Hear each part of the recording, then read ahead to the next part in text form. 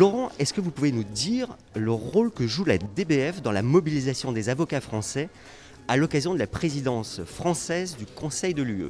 Alors avec plaisir, la délégation des barreaux de France, qui est l'institution représentative de la profession d'avocat auprès des institutions européennes, a souhaité effectivement que la profession soit présente pendant ces 6 mois de présidence française du Conseil de l'Union européenne.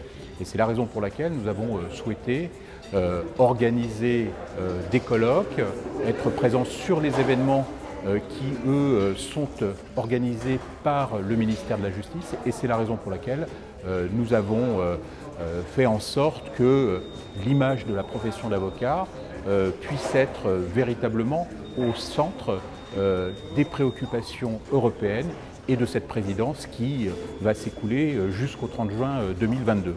C'est l'une des raisons en fait, qui ont motivé notre profession à organiser donc ce colloque d'aujourd'hui, co-organisé par la délégation des barreaux de France avec le barreau de Paris sur l'avocat, acteur de l'état de droit, et de décliner l'attachement de l'avocat à l'Europe pendant toute cette journée et même pendant cette soirée, puisque est au programme de ce colloque la Nuit européenne des Legal Tech. Comment les avocats français pourraient-ils adopter dans leur pratique professionnelle le réflexe européen? C'est très simple, adopter le réflexe européen, ça veut dire se former au droit de l'Union européenne. Car ce que l'on constate, c'est qu'en Europe, et en France également, peu d'avocats ont ce réflexe européen.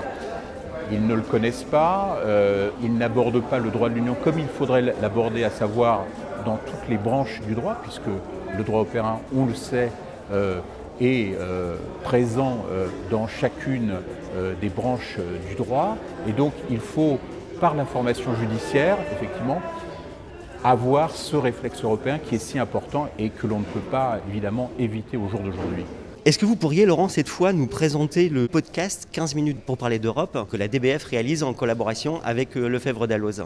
Alors effectivement, c'est une idée que nous avons eue avec Lefebvre d'Alloz. C'est à l'occasion de cette présidence française de l'Union européenne de réaliser des podcasts autour des acteurs qui, pendant cette présidence, font l'Europe.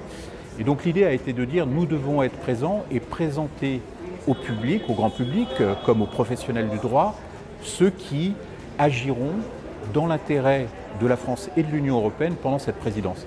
Et nous avons donc décliné un certain nombre de podcasts autour des acteurs français et européens. Alors, pour ce qui concerne les acteurs français, la secrétaire générale des Affaires européennes, qui est au centre de la coordination interministérielle pour les questions européennes. Nous avons également interviewé Sabine Tillet, qui est la présidente de la Commission des Affaires européennes de l'Assemblée nationale, mais également Thierry Chopin, qui a rendu très récemment un rapport à Clément Beaune.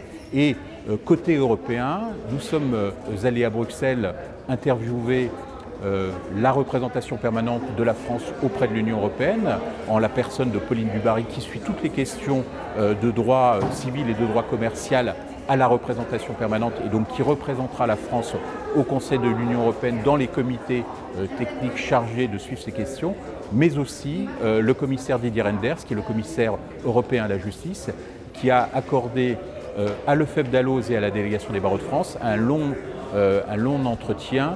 À travers ces podcasts, il y a en quelque sorte une leçon européenne avec la volonté effectivement de rendre un petit peu plus pratique, un petit peu plus facile ces questions qui parfois, à l'avocat comme au grand public, paraissent compliquées.